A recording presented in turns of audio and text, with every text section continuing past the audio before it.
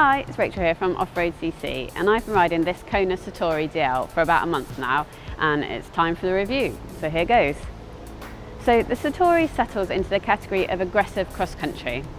It's basically the 29er version of the company's 650B bike, the Hey Hey Trail, and the brand says that this is a machine built for long days in the saddle. It's a solid build, if not particularly good value or light. This bike weighs in at 31 pounds, and the only thing we'd swap out straight out of the box is the, quite frankly, awful in the wet rear tyre. So, starting from the top of the Satori DL, and there's a spec list that wouldn't look out of place on a full-time trail bike. It's fitted with 140mm RockShox Revelation RC 35 forks. That's a relatively new version of the Revs that uses the Pike 35mm chassis with the motion control damper that you'd find on a Yari RC. The 130mm of rear suspension is controlled by way of a single pivot setup and a RockShox Deluxe RL shock with trunnion mount.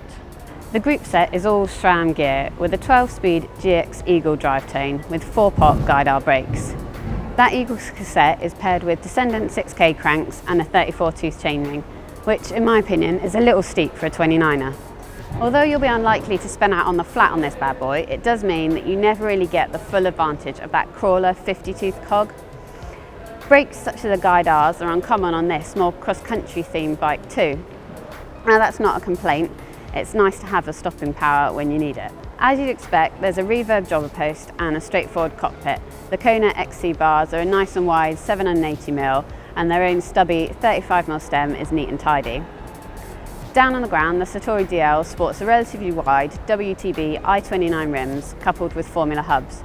The rubber comes in the form of a Maxxis DHF on the front and as we mentioned, Tomahawk on the rear.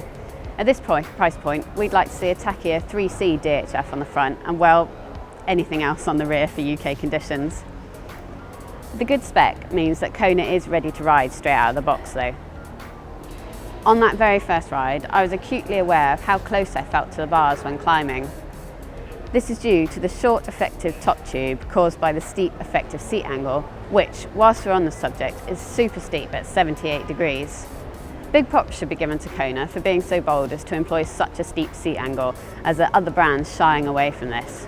It makes climbing aboard the Satori a pleasant affair. It's so efficient and it makes a bike that you really won't mind taking on long, arduous climbs or short, punchy sprints alike.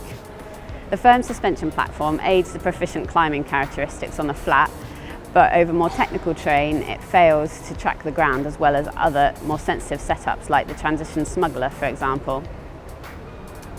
On the flat, I did find there was rather a lot of weight placed on my hands due to that effective seat angle, so it puts my weight further towards the front of the bike and then weight on the hands.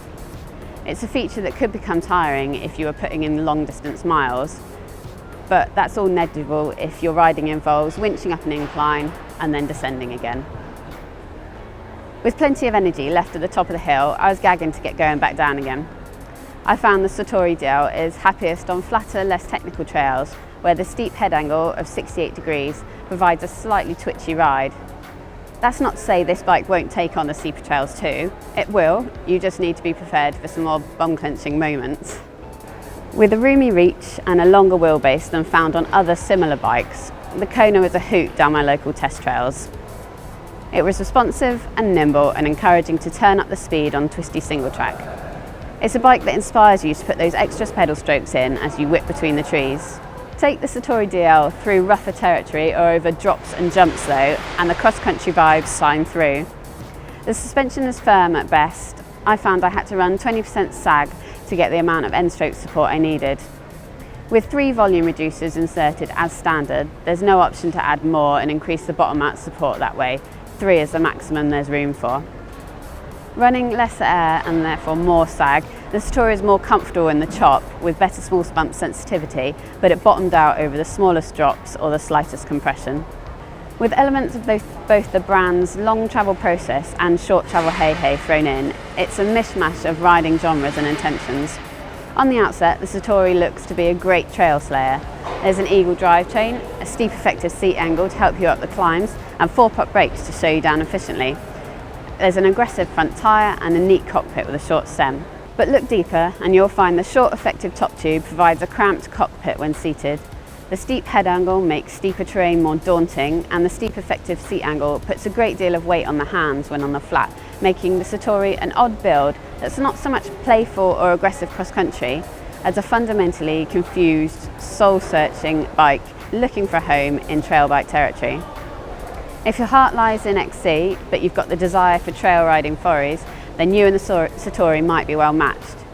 You can churn out the miles and the meters of elevation with ease, and then indulge and nip off for a quick trail spin when no one's watching. So for a full review, head over to off-road.cc now and you can read it all there. Whilst you're on YouTube though, don't forget to check out our other videos and to subscribe if you like what you see. Thanks for watching.